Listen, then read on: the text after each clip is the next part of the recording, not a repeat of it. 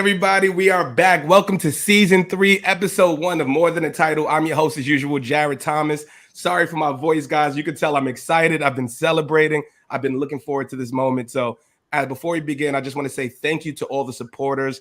We've been growing still. Thank you for all the comments, the likes, the reshares, everything. It means a ton to us. And we have a really exciting lineup for you guys today. I mean, this week for this episode or season. And I've got my brother on right here. So there's a very special episode for me where I'm going to tell you why in a second. But let me introduce this gentleman. He's an entrepreneur, an advisor, investor with a background in hospitality, restaurants, branding, franchising, CPG, and restaurant technology. In 2008, he founded 16 Handles in New York City, which was his first self-serve frozen yogurt shop. This restaurant concept would become the segment leader in NYC and grow to over 40 locations internationally. He later sold that company to consistently produce 8 figures in system-wide revenue in 2002. He also co-founded Greeno Products and successfully exited that business earlier this year. And he's currently the founder of Java Brands, which was created to invest and advise brands that improve the way we eat, drink, and live. So I want to introduce you guys to my brother, my mentor, Solomon Choi. Man, how are you, brother?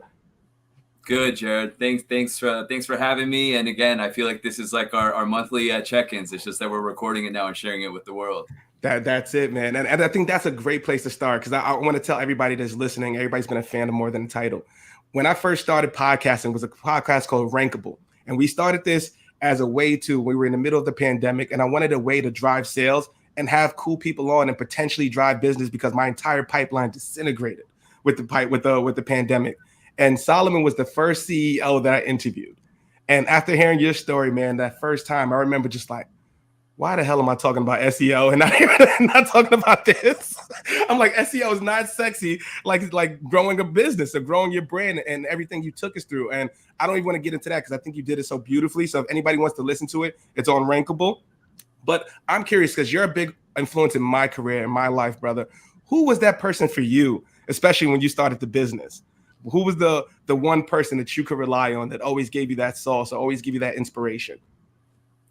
Yeah, Jared, I think when I moved to New York in 2008, so this wasn't 16 Handles wasn't my first business or the first restaurant for that matter that I had opened. It was my first one where I owned it, but I had opened them before growing up in Southern California, and I had experience there. But I'll tell you this, I think that's really my biggest regret, actually, and probably something that I can share. I'm embarrassed about it now, and it's probably why I over-index in wanting to help and share that knowledge is because it truly does take a village to grow, the restaurant ecosystem. But when I moved to New York in 2008, I had no connections. And so I think that was, I felt like a lonely, adopted child by the city of New York City. And it was lonely, man. I'm not going to lie. Yeah. I would say more so than any single individual being kind of that mentor, I sought counsel just through people who had been doing it, who had done it before me. Yeah. And, I just recently came back from a restaurant and franchise innovation summit in Florida the other day. But it was that, what I did was I went out and I found the leaders in the space as well as just colleagues. And to me, it wasn't even about, well, how many units do you have and how many franchises do you have? I feel like, some of those things are self-shills. And look, unless you're the founder, like I can go get a job with a 20,000 unit franchise. Doesn't mean that I did anything, right, to deserve it other than the title, right? And so, More Than a Title, how apropos. It was really about, for me, like building the business and building the brand from ground up and just leaning on anybody that would kind of, listen to me, give me the time of day, share their secret sauce.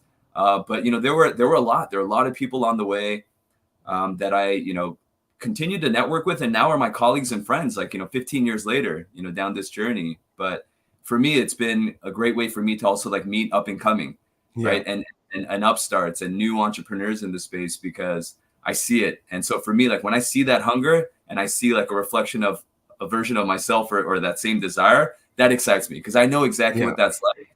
And part of it is like, I wanted to avoid a lot of the mistakes that I made, a lot of the painstaking, lonely, costly errors that I made, and also just lean into some of the tools that are available today that weren't when I started. And so, we can go back as to, 2008 when I started it. I didn't know social media. I didn't even know what it was really, right? And so I'm kind of that weird Gen X going into, millennial, 1980 baby where, it just wasn't, it was foreign to me. It wasn't native to me. Yeah. But in seeing my customers, especially with that first location in East Village, I had that NYU consumer base. and really that young millennial consumer base. That was my consumer. Those are my customers. Those are my employees. And so I really like listened and leaned into what are they doing, right? Because what they're doing, I'm only like a half generation removed. I'm like 5 years removed from getting it. But I realized that I'm like, but if I don't understand it and learn it and adopt it, then to me, how am I supposed to build this brand that's supposed to cater to my consumer base, right? That millennial base. So I did, I swallowed my pride. I'm like, look, I don't know how to use this stuff. I didn't have it in college like you guys did. So teach me. What am I supposed to do? And I think even just having that type of attitude of, you know what, like just teach me, and be humble. I believe in having a lot of confidence, and I'm a very confident person, but also like, if I don't know, I don't want to be the guy sitting in the room or running a business for that matter and pretending I do, and then, getting caught when I actually don't. To me, it's like, hey, put that aside and just try to learn. And that's why I love the in-person conferences, to be honest, the summit, because to me, you just can't get that at scale, no matter, how many Zoom meetings you're on. It's so you're true. Not going to get that kind of, interaction. And so I would, highly recommend that as well. As I believe, look, technology has unlocked this. That's how we met. We've also met in person many times, right? And I feel like that's why we have a real relationship. We truly have an omni-channel relationship, right? You and me, Jarrett. Absolutely. Online sessions monthly, but then we'll also, have, dinners and drinks and be able to celebrate life together, like in those momentous moments, which we have them coming up. Because I know you just have some news as well.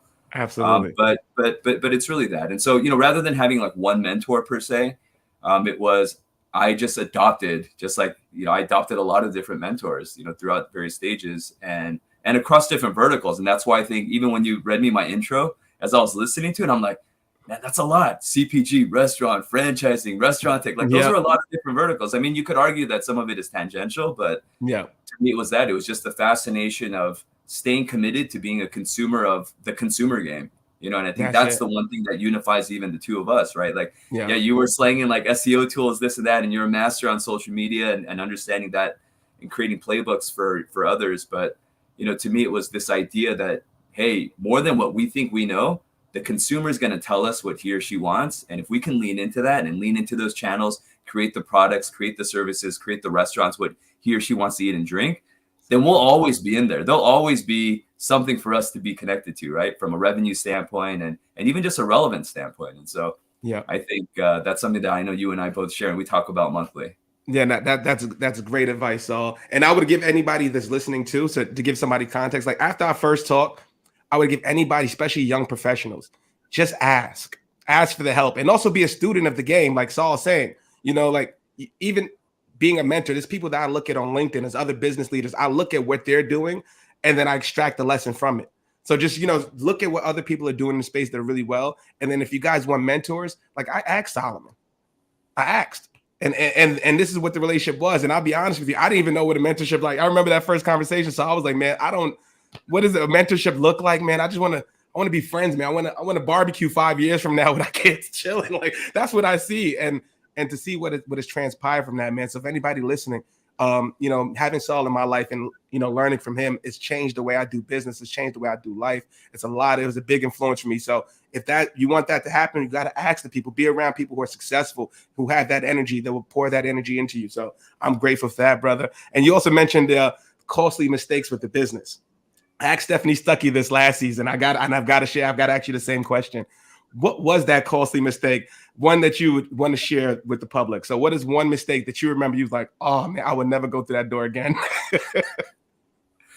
I'll tell you, I could name so many just within 16 handles. Again, it was a lot of like trial by error. But I'll say this, like, I think this is very appropriate, for anybody.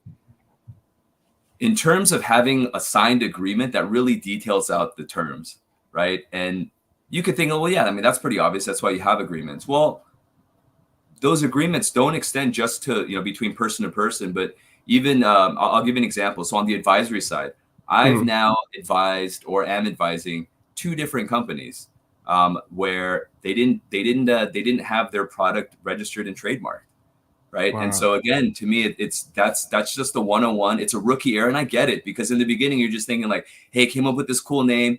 I don't really have traction yet. You can start getting traction. You're busy. Once you start getting into weeds of building a business, you forget. And what I would say is costly is making sure that those, I's are dotted and T's are crossed. For one of my portfolio companies early on, it ended up being really expensive because it's a CPG brand and they had already gone through production on packaging, right? And then to get this cease and desist letter and to fight that off with attorney's fees is enough. And look, I have a lot of friends who are attorneys. Shout out to attorneys. We need them. But again, it seems when you're a startup and you're paying fees to do stuff that if you had just, set it up the right way, you wouldn't need to. And so that's one. I would also say that even for me, something that was costly, even, and I'll point the finger to myself, even within an agreement, right? Because just because you have that doesn't mean that you're completely protected. I had an instance with one of my franchisees within 16 handles where I had to go through the process of putting them into default.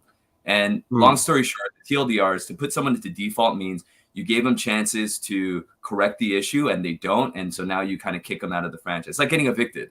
Yeah. If you don't pay your first month's rent, you don't get evicted the next day or even 30 days later. There's a process. And so that's probably the closest analogy. Yeah. It's kind of evicting someone from your franchise. Now, that's also difficult to do because it's a store that my name's not on the lease. It's the franchisee's name on the lease, right? Wow. You're selling a product. And quite frankly, the customer doesn't know who the store is owned by. They don't know if I own it or someone else. They just know, look, it's a brand that they like. And because of the actions of an individual, we had to, again, go through the process of debranding it, cutting off supply chain, right? They weren't able to buy the product. So that ended up being very costly just because even though I went through the motions of enforcing the agreement. So it wasn't so much from a dollars perspective, because that's the beauty of a franchise agreement is, those things are all spelled out, but it was costly in terms of what that did, in terms of taking the eye off the prize of working on the brand and putting the stress, not only myself, but my family, the people at the support center that were working with me, the other franchisees and the customers that were complaining. They're like, what's going on? How come my app's not working at the store? So things of that nature. There's a trickle effect to something that probably could have been nipped in the butt much earlier if I had, and my mistake in all that was this. It's not that I messed up on the agreement. It was, I allowed things to slide. I was just kind of like, let's give them an exception and do that. And so to me, like those exceptions will start catching up. And though they may seem small and meaningless or frivolous in the beginning, once you start scaling, those errors, those small things become big things.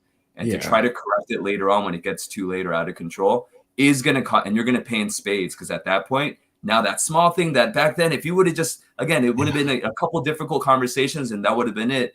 By letting it slide, sweeping it under the rug, ended up becoming this massive thing where I'll tell you, just the lawyers made 7 figures on that, so that's I take that back, 6 figures, not 7 figures. But I was like 7. Wow, damn. This wasn't a murder case.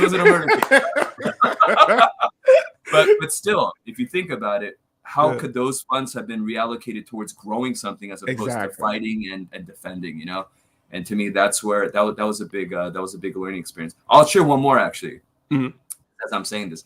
So the other thing was, and again, take what you want from this, but for me, being in the franchise industry, I had landed a really large international deal with the group out in the Middle East. And so it was a big, I'll tell you, it was $750K upfront for the franchise rights for the Gulf Coast countries of the Middle East. That was a huge deal.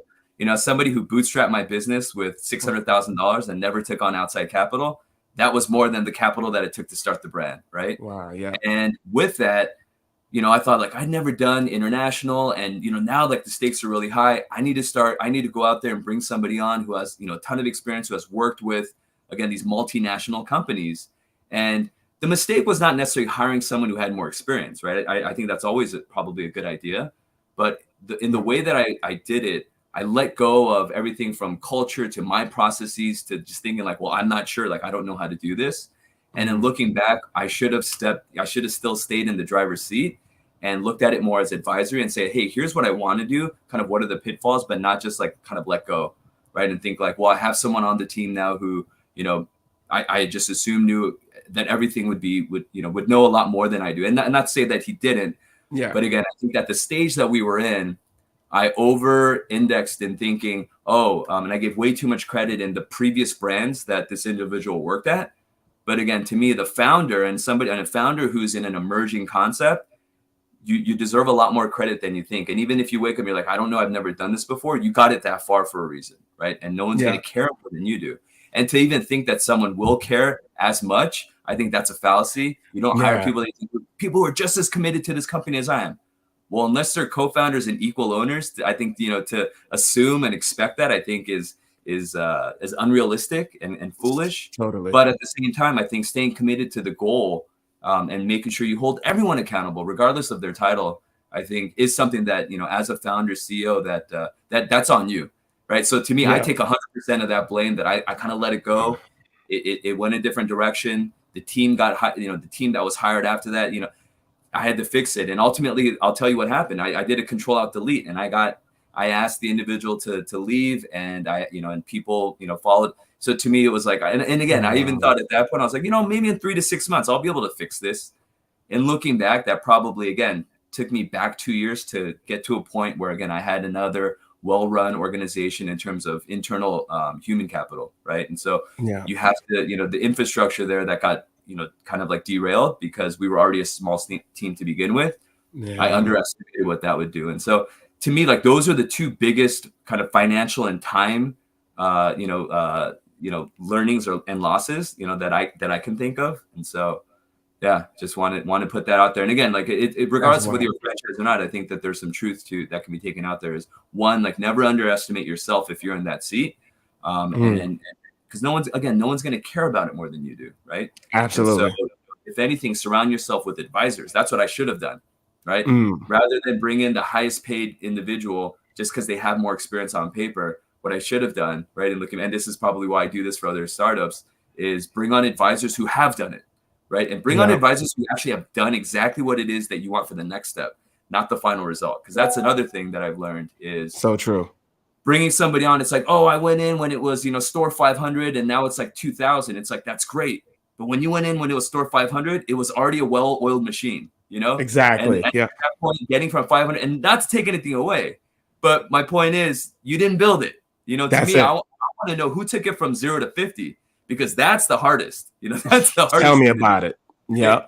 So, I would say bring in a sprinkle of both, depending on what stage you're in. But to me, don't get too caught up as a startup founder and think, well, I need to bring in, the CEO or the whatever of this. If they didn't build it, then it's a different set of skill sets that they have and that they're going to bring. And if you're not already close to that level, or that level is the next level, then a lot of it is going to be, I think, lost in translation, to be honest. And I've seen it happen. Yeah. And I'm also on advisory boards where, again, they'll tell me, and probably why I stick with more of the early stage stuff. To me, like, I built it from zero, right? So I know everything that comes along with that because I've done it. Not that I know everything that comes along with that. I shouldn't say it that way. That's too sweeping. But I've gone through my own experience. So I've experienced all of my own experiences. So I've seen it at least once, and I've seen it. You mentioned even with Greeno, and, I've built multiple, companies now. And now I'm on the side where, I'm helping others, build their companies. And it's great. And to me, the greatest thing about being an advisor and or an early stage investor is that, and that's why I like the advisory role. And we can kind of transition into that, is I got into that because as I was running my business, I saw and would talk to a lot of people that were like, hey, can I pick your brain? And, I'm trying to do this, and be like, hey, like, don't do that. You're about to walk into something. Door number 2 again.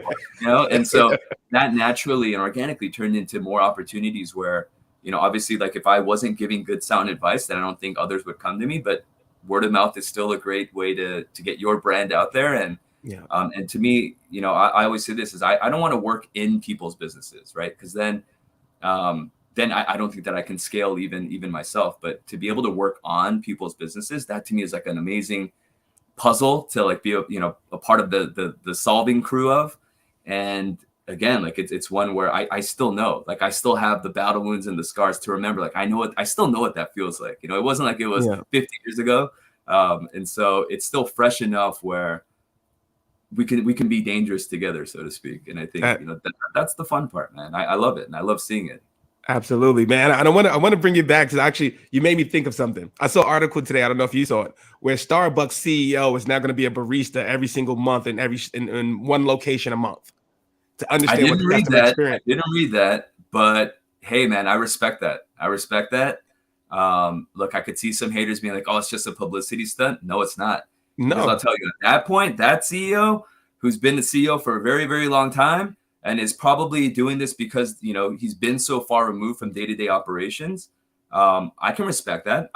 To me, without even understanding why, and I'm not in that boardroom, I think that there's a lot of value. And if anything, rather than criticize why he's doing it, I'd applaud that, because even for me, like I would be critical of myself. Like I definitely lost touch once I was removed from the store, right? Like when I first built the company in that first year, I was in the store almost every day.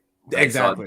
So I knew exactly what was going on. And to have that pulse, look, when you're growing and then you have to start working on building a franchise organization, you can't be in the store. That's why I chose to kind of move into that new role, right?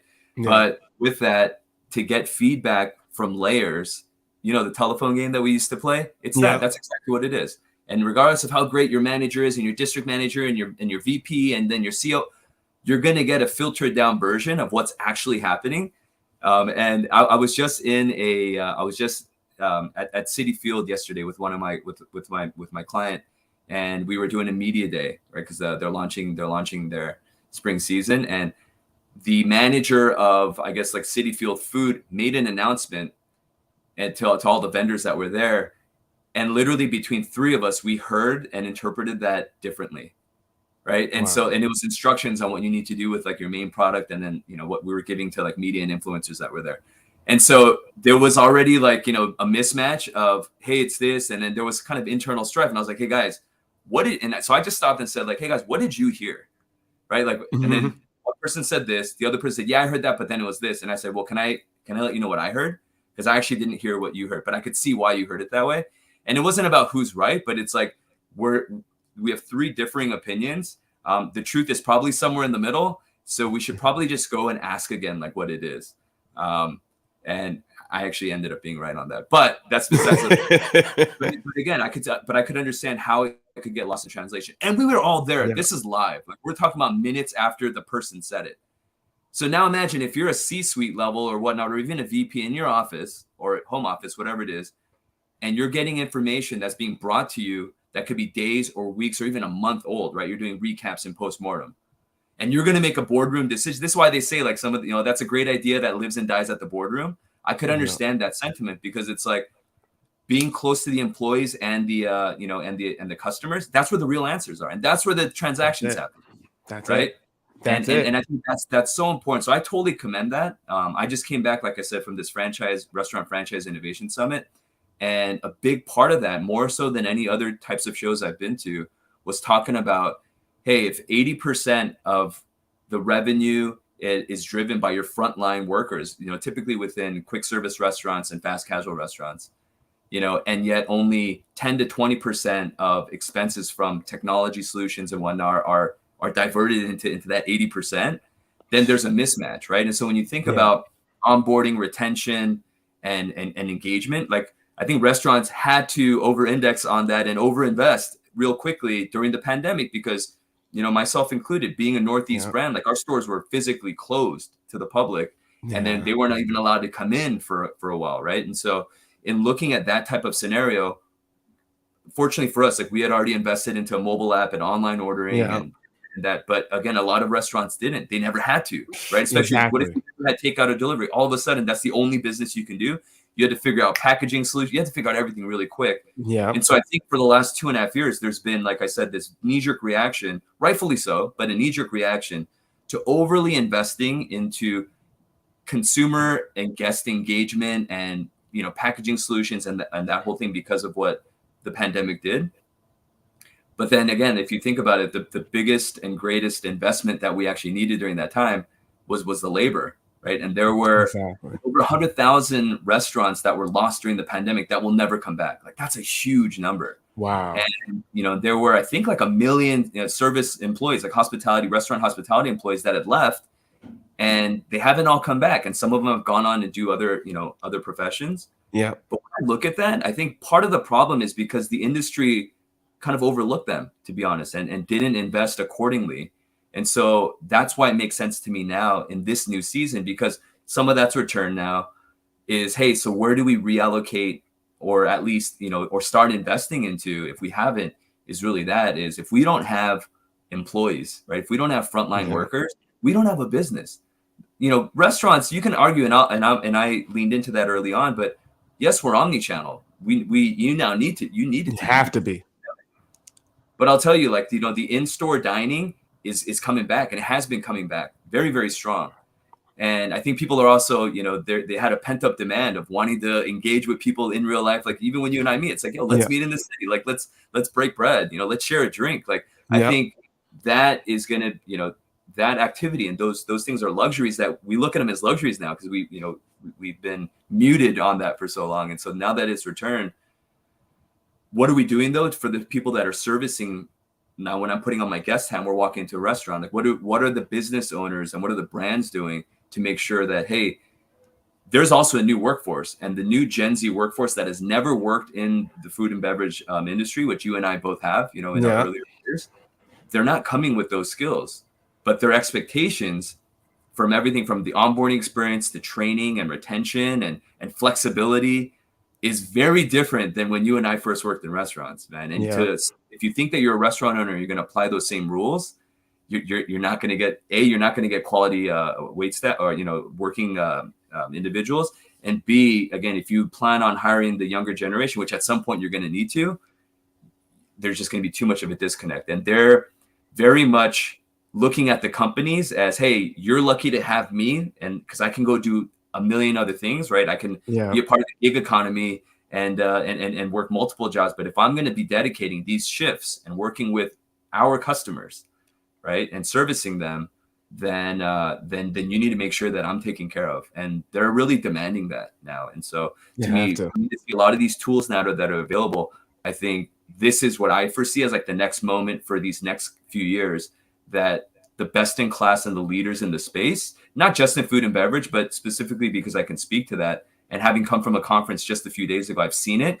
There's going to be a lot of investment and programming in that space. And I think that's exciting for everybody. And to me, it's a long-winded way of saying, I'm pretty sure that, again, you look at Starbucks is really led with omni-channel and digital, right? I mean, they were from a first loyalty programs, all that. I mean, they're pioneers in that. But again, if the leadership is too far removed, it's new. It's a new, it's a new day and age. And, it's very different than even from January of 2020. And so I respect it, man.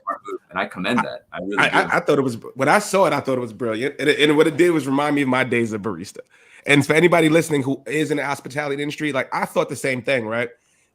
People don't realize how important those frontline staff workers are. It's kind of like the nurses. Like we started to shine a light once the pandemic and all of that stuff happened. Like for me, when I was working in Dallas BBQs, it taught me everything I needed to know about sales. It was customer experience. How are you? And then I just simplified it. How would I want to be served if I was coming to this restaurant?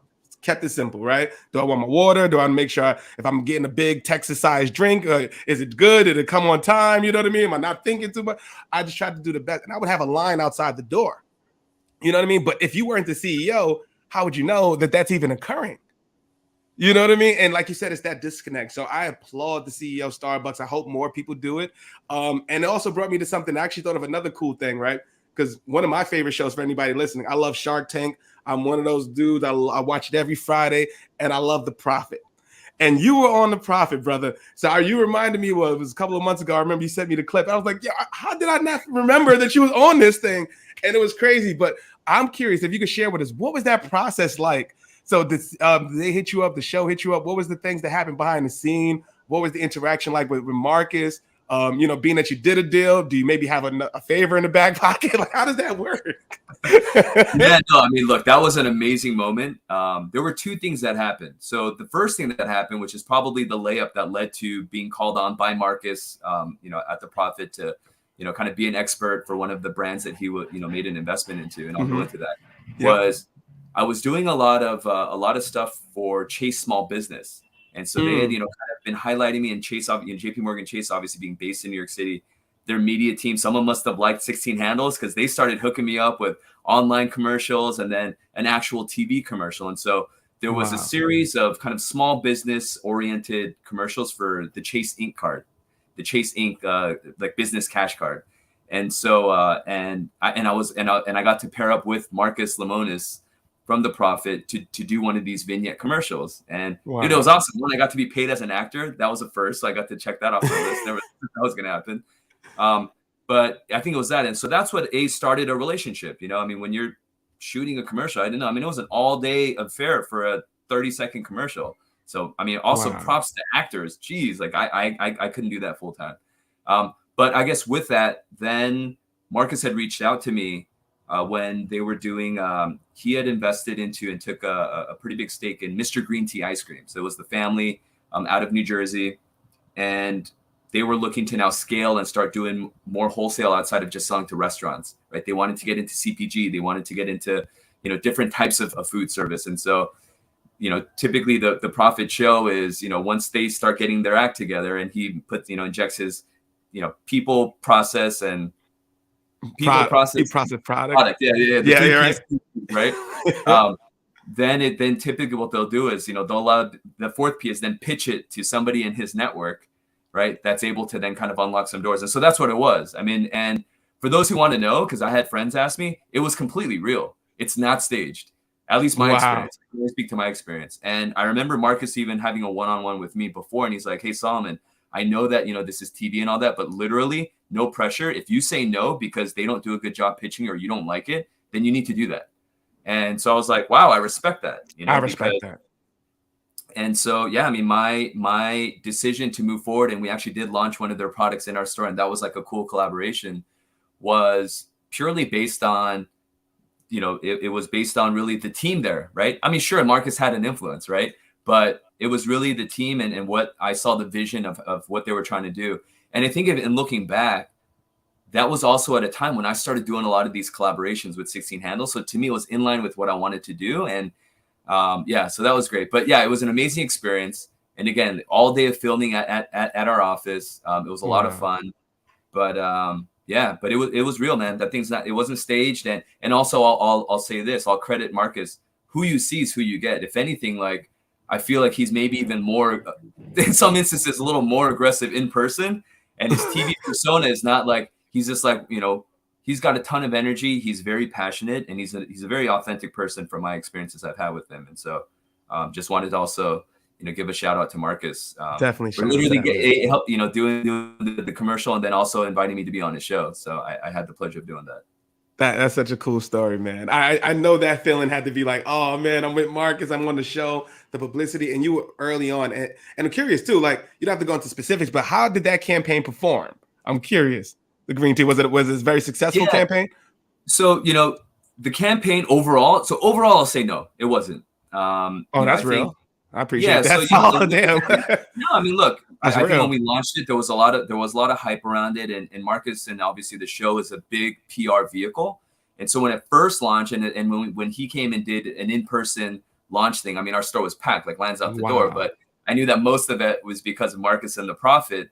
But the reason for that, I would say, was I think that at the time when we had launched this, it was at a time where still the popularity of froyo and the types of flavor profiles that lined up with that were really what people were leaning into. And granted, even the products we launched were a frozen yogurt, but we were using a different base, right? We were using a different manufacturer, and even the flavors at the time. Again, I think we were just a little too early, because the flavors that we had launched, had we launched them in the last couple of years, I think, again, the Gen Z would be all over that, but they were a bit adventurous, I think, for that moment. And timing is everything. Timing is everything. So I wouldn't say because it was a bad product. I just think that in terms of the market fit with our demographic, especially because you have to imagine most of our stores are outside of New York City, right? And so even in terms of what the consumer's willing to try, when you're putting in a new flavor, you're taking away somebody's favorite flavor. And so when you're putting in something that may be a bit adventurous, it just didn't hit, and that's it. That's all it was. And if it did, we probably would have continued doing it, but that's okay. And they're doing fine as a company. But it's testing, and that's a great lesson, right? Like even that whole story was a lesson, like you said, for the campaign. I appreciate you being so real about it. Like, no, why didn't it, and why? Like, for anybody listening, what Saul is saying, especially in his vertical he was doing with frozen yogurt, consumer education was everything, right? The product, it was the New York's first. So you're introducing a new product to a whole new market, to a whole new segment of people. And then, like you said, you got to test and try it. You got to throw things at the wall and see what sticks. Unfortunately, that one didn't stick, but it was the whole process. And just to have that relationship, to be on TV, the branding, it won even if it didn't win. 100%.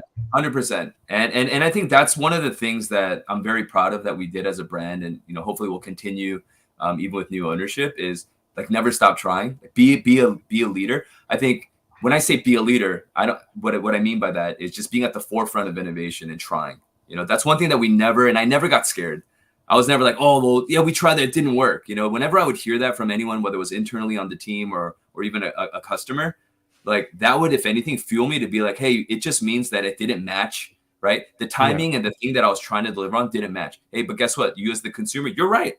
I'm building this for you because I'm not building it for myself, Teen. I'm building it for you to want to buy, right? And so you're giving me the insights of what I need to then go back to my purveyors, my manufacturers, and we need to get it right.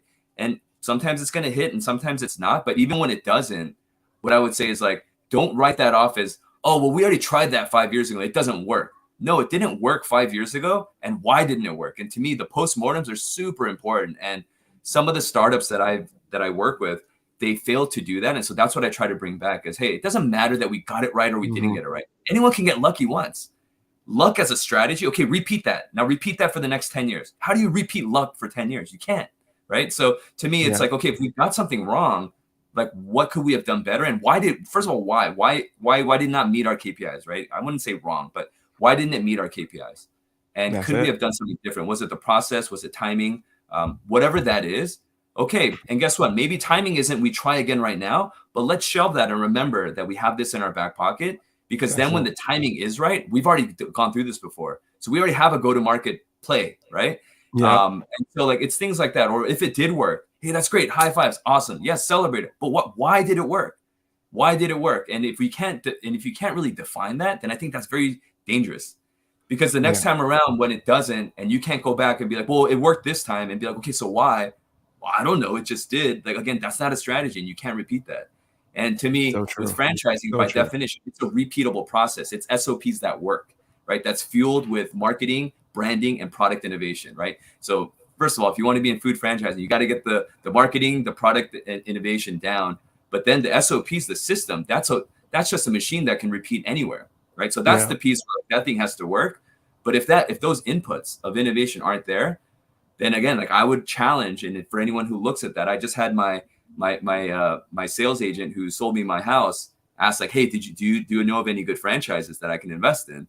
And to me, I have a mental model for that. Actually, let me share it in case anyone else cares. But to me, the model that I use, nobody taught this to me. It's just one I use. So it's not right, wrong, or indifferent. It's how I look at it. Is if the upfront cost versus the annual revenue is a 1 to 2 plus ratio, 1 to 2x plus ratio. So meaning if it's $250,000 to invest, then to me it better do at least $500,000 in annual revenue. And I'm speaking specifically for food franchises, right? That's when I think like, hey, that's a good model. That's a strong ROI. Makes sense. And yeah, so to me, it's like if it's a 2xer, good, right? If it's a 3 or 4xer, dude, those are like the unicorns. I get that. To put into perspective, like a Chick-fil-A, which is like the biggest, highest grossing, QSR franchise, that's like a 6xer, right? So that's unicorn status, right? That's where, $1 million location, to build can do 8 million in revenue, right? And so, but those are the unicorns. But to me, again, just a general rule of thumb for anybody who wants to know, because I wish somebody told me something like that, right? Then so true. And then about even 16 handles growth years, I'm like, that's because I was the 2x pluser, so I didn't do franchise shows, I didn't do advertising. Once people got a hold, they were like, oh yeah, like this thing makes money. That's when they got in. But yeah, that's just something that I learned over the years, that when I evaluate franchise, somebody asked me, hey Solomon, I'm thinking of this franchise, like, what do you think? That'd be the first thing I look at before I say, let me try the product, is this a sound investment? So love that, man. And I'm curious too, brother, because I have this feeling when I pass 16 handles, like any location, it don't matter. I could be an American Dream, I could be somewhere, but I could be in the Palisades or somewhere, and I see the 16 handles, and I get the warm and fuzzy, like, man, this is my brother's store, and I gotta go and I gotta get something with family. Like, how does it feel when you go back, or are you a customer, or do you go in with your kids and your family? Like, what does that moment feel like for you? Yeah, so it's two things. For one, depending on, like, my kids love it. My daughter especially, she grew up, knowing that her dad was the founder of 16 Handles, and that's so cool. Loves it till to this day. For me, it's two things. For one, I think maybe because I am like I literally created it. I'm also very critical, when I walk into a store, because yeah, to me, it's an extension of something that I created, right? So my first lens is not like, oh, I'm so proud of this. That's the second lens, right? It's oh man, like what could we be doing better? Or like, oh man, why is this store dirty? Or oh, how come like this employee's not wearing their uniform? So to me, like that operator's hat, like it's just natural for that to happen. But yeah, I would say then like later it is like, oh man, like this is kind of cool.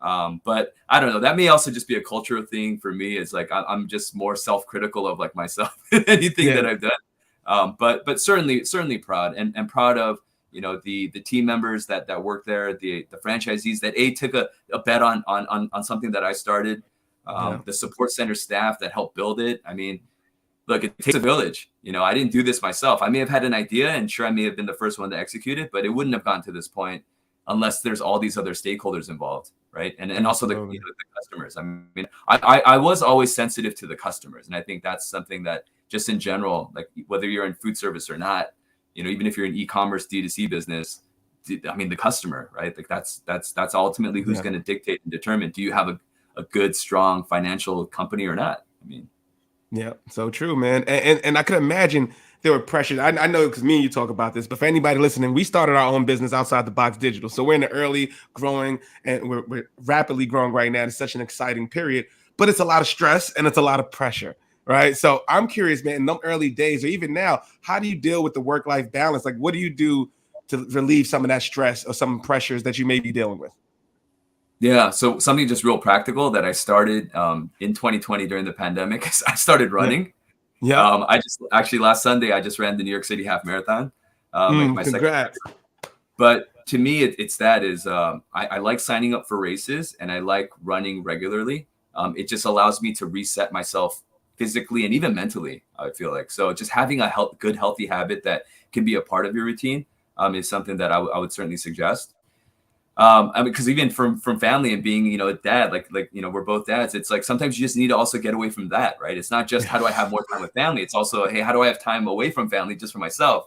Yeah. And so I think it's important to be selfish about that for yourself, because the best way to show up and be the best version of, being, dad, husband, brother, whatever it is making sure that you're good to yourself. And I think if anything that I learned this pandemic is that like be good to myself first and then others. And that may come across selfish and some people may not agree, but that's worked for me. The other thing is like, if I get involved with something, again, I'm also now a lot more selfish with, again, the hours and the parameters that go along with that.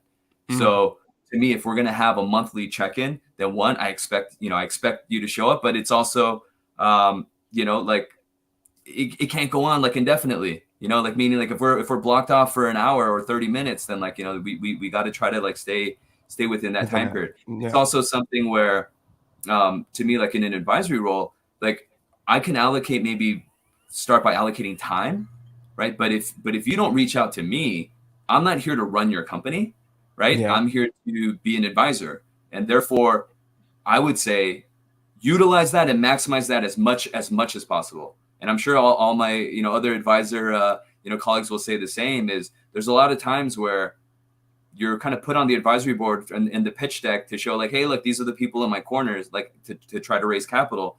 And I'm not digging that. Like, yeah, sure, that's important, but why not then and actually like, use those resources that you have access to. I think that's not done enough. And I feel bad. I actually feel bad to the companies, because I feel like when I see some of the decisions or the aftermath that happens, it's like, you have so-and-so on your advisory board, like they could have told you like not to do that, or they could have totally opened up that door for you. Like I know that for a fact, and it's because they don't ask. And so to me, first of all, ask, just like Jarrett said. And and it's not even about just being advisor or mentor, or like you and I are friends now. We're brothers. That's right? it. That's how we talk to each other. And so it's not even about like where you like, sure, it may have started that way, but when you show the authentic version of yourself and that other person reciprocates, then it forms something that's way more beautiful and bigger Absolutely. And better than mentor, mentee, advisor, and company. And I would strive for that. And so to me, I say this, but I take a dose of my own medicine. Like I didn't do that enough when I started. And that's why I would want to tell that to myself too. Like I need to hear this, right? And be like, so Solomon, so who are you reaching out to, right, to do that? And look, I go to the conference and I do that, but to me now I have homework, Jarrett. It's, hey, aren't there a couple of people that you met that you need to follow up with? Get that on the calendar. Start that relationship. build that friendship, right? Not just, hey, how can they make me money tomorrow, right? It's how do I build a relationship with them? Because chances are I'm going to see them at another conference, but even if I don't, it's, again, I keep going back to this. It takes a village, man. It really does. For sure, man. And I could tell anybody listening how relationships can change the course of your career, can change your life. Like you said, how you approach it. I think for a lot of salespeople, especially the ones that are in my industry, we think of things that are so transactional, and you have to reprogram your mind out of that, right? Like say somebody that connect with you, Saul, and then they'll say hi to you, but then a pitch is coming, right? Like with you and I, there was never a pitch, man. It was just like, yo, I heard your story. And I was so damn inspired. I'm like, holy shit, you did it with 100K. You did what? You went to this store and you said what? And then you launched it. And a year later, I was just inspired, man. I was on cloud 9 after that first pod. And I'm just literally thinking to myself, like, what do I ask you, man? And I'm like, let me just ask. But you know what? I want to also give you a lot of credit, Jarrett, because, over the course of those few years, man, it's already been, right? It's crazy. You're now on this end. You're now the entrepreneur. And we would talk about this, remember? Because you were first call. It was about like, hey, like, going into a next role. And I remember telling you, I was like, you're gonna know when you're ready to do it. Because you'd ask me, like, how do I know when I'm ready? It's because it's gonna be when you do it. When you do it, that's when you look back and be like, oh, I was ready. Right? And it's not that you couldn't have been successful then, but that click and that unlock, only that entrepreneur knows when that happens, and it's when it does, right? And now to be able to see a lot of our conversations manifesting, and you're doing it, man. Like, I'm so proud of you, like, to see this. And you, and I'll also say this out there, like, had you not reached out, and by the way, I actually want to rewind, because I get it all the time too, but I would say there's nothing wrong with, look, if you're in sales, that is a transactional role. But I think what Jarrett's trying to say is don't just make it only about that. Exactly. Right? To me, it's not an if or an or, it's an and. Right? To me, you can have transaction and relation. And when you have both, then you'll have long-term sales because you have long-term relationship. I do think that it goes hand in hand. I have yet to see someone who has a bad transaction with someone and has a long-term good relationship with them. Right? Like that ends or it keeps going. So I would say, like, focus on the and part. In your case, again, you could have easily led to, like, hey, like, let me evaluate your SC, but you didn't. And instead, look at us. Now we have a friendship. Right? And now I get to also cheerlead for you on the sidelines as you're growing your thing. And so to me, like, that's what it is. That's really what it's really about. And that wouldn't have come if you just pitched me and I said, like, hey, I don't need it, or no thanks. And then it would have been, okay, let me move on to the next one. Because that is going to be a part of someone's job in sales. So that part, there's nothing wrong with that, but don't leave it at that, because you never know, right, what that encounter could lead to. And so if you do feel kind of this tugging that, hey, there's so much more that I could probably get from this individual, not just this deal, not just to hit my sales quota, then take it beyond that and be like, cool, like, whether you do the deal or not. My point is, maybe the deal's no, and they're like, hey, man, I don't need that product. Cool. You know what? Like, hey, would you be cool if I, could get 15 minutes of your time, at any point in the next, like, 1 to 2 months? Because I would just love to understand kind of like more about you. Look, people are going to be, I think, be more open and willing to share their journey if you're coming at them with authenticity like that. Right. And it doesn't, and that's what I'm saying is, and that's what you're saying is, don't try to put the bow of the sale around fake interest. If you truly do feel that there could be something that's long-term in value, then first invest, right? Put out that olive branch and just be like, hey, look, that aside, I want to get to know you. Right. And when people, feel that there's a genuine interest in them, they're going to respond to that. Generally speaking, they will. That's it. And I know for me personally, man, so to give anybody context, right? So I was in sales for 11 years. I was in a place where display advertising. So early in the days of 16 handles, right when the brand was booming, right when it became a staple in NYC, I had you on a cold call list. And I remember hitting you up one day, and I remember you being the coolest dude ever. Like, I'm just telling you, not even because you're here, bro. Like, I remember you sitting me down. I'm like, hey, man, I'm doing this. I hit you my sales pitch. You was like, that's cool, man. I don't know if I really need that right now, but look, how about you approach it this way? And then we end up having like a 5-10 minute conversation about that. And I never forgot that shit. I remember we connected on LinkedIn, I think little time after that. But I would keep tabs, man, just, hey, what's up, man? How you doing, man? Or whatever. And I never tried to pitch you, but I'll never forget that, being a young, hungry sales dude and speaking to the CEO of 16 handles on a cold call. People in my call center are like, huh? How the hell did you get that? Did you get a yes? No, but I got him. So I will always appreciate you, brother. I already appreciate everything you've done for my life, my career, man. I'm so glad that we are, man. You are family to me, brother. I'm so glad that an honor for you to be the first guest on season 3, because everything we've discussed, man, has come true. We discussed about entrepreneurship. You've seen me at good times. You've seen me on down times. And just to have somebody like you in my corner, man, people like you and Ken, like I love you guys, man, and I appreciate you. I'm glad to have you guys in my corner, and it makes me feel like I can do anything, man. So I love you, brother. And anybody listening that wants to, connect with Saul, connect with him, man. This is who he is. He's a genuine brother. He's willing to help people. And I get a Harvard business class every single time we talk. And look what it's done. Like, that's just real. Like, that's how I feel, because you've done it. You've done it, and we have intimate conversations like that, brother. So like I use and apply a lot of that to my business, and now we're growing and becoming successful, man. Now I could give something to my kids. So I appreciate you, my brother. And anybody listening, there's a lot of gems in there. We're going to clip this up. This was a great conversation. We've got a crazy lineup for you guys this year. It's so many great ones. I don't even want to tip the hand, but Saul, man, I love you, my brother. Thank you for everything, man. And everybody watching, Demel, Lee, everybody on the YouTube, everybody on Facebook, LinkedIn, we love you guys. Thank you, man, for keep on giving me supporting me, man. These last 6 months have been a whirlwind in my life, starting a business, not being with a brand, and you guys just keep me uplifted. You guys, every time I'm down, you guys send me something that just picks me up. So I love you guys. Thank you. It's been a lot, and we're going to kill it this season. We're going to have fun, and I can't wait to see what this year brings us, brother. But I love you again, Saul, and thank you for everything, man. Love you too, man. And look, I'm excited to be a part of your journey as well. So let's keep this going. And I'm part of your community. I'm part of this village. So let's get the channel, the brand, the business on to the next. You're doing it. We're doing it, brother. I appreciate you, man. And thanks again for everybody on the chat. This is episode 1.